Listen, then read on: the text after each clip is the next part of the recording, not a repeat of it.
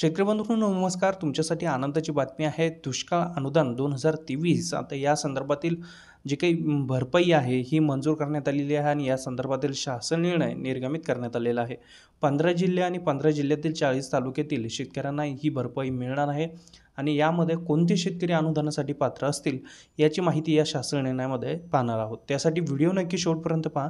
चॅनलवरती पहिल्यांदाच आला असाल तर चॅनलला सबस्क्राईब करून ठेवा, जेणेकरून शेती संबंधीतील महत्त्वाचे अपडेट तुम्हाला मोफत पाहायला मिळतील. तर व्हिडिओ सुरू करूया.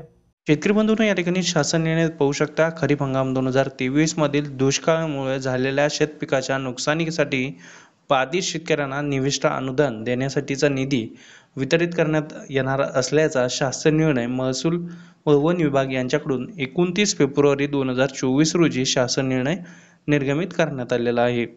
तर आता हा शासन निर्णय काय आहे, तर अतिवृष्टी व पूर, चक्रीवादळ यासारख्या नैसर्गिक आपत्तीमुळे शेतपिकाच्या नुकसान झालेल्या पुढील हंगामामध्ये उपयोगी पडावे यासाठी शेतकऱ्यांना एका हंगामात एक व्यवसायाप्रमाणे आपत्ती प्रतिसाद निधीमधून या ठिकाणी जे काही अनुदान आहे हे या ठिकाणी मिळणार आहे.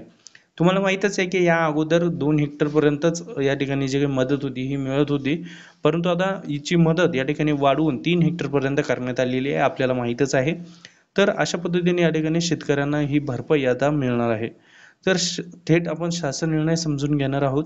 तर खरीप हंगाम 2023 करिता दुष्काळ जाहीर केलेल्या 40 तालुक्यामधील खातेदारांना कृषीविषयक मदतीसाठी निविष्ठा अनुदान वाटप करण्याकरिता नमूद क्रमांक 2 येथील शासन निर्णयान्वये निश्चित केलेल्या दरानुसार राज्य आपत्ती प्रतिसाद निधीमधून तसेच राज्य शासनाच्या निधीमधून एकूण 2,443 कोटी 22,71,000 इतका निधी वितरित करण्याची जी काही शासनाची मंजुरी याला देण्यात आलेली आहे.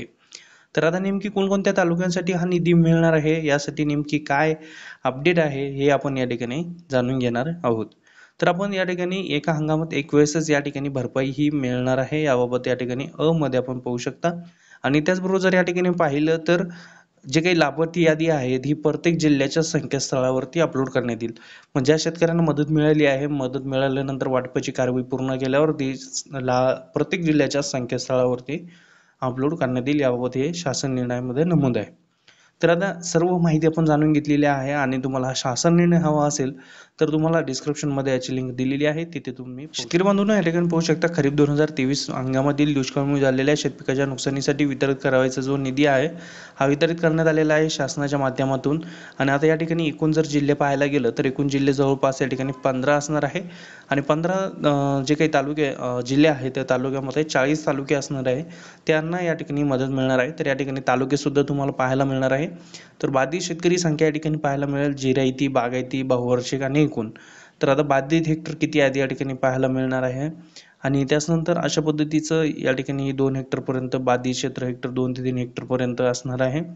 या अशा पद्धतीने तुम्ही संपूर्ण एकूण निधी तुमच्या जिल्ह्यासाठी किती मिळाला आहे या ठिकाणी पाहू शकता.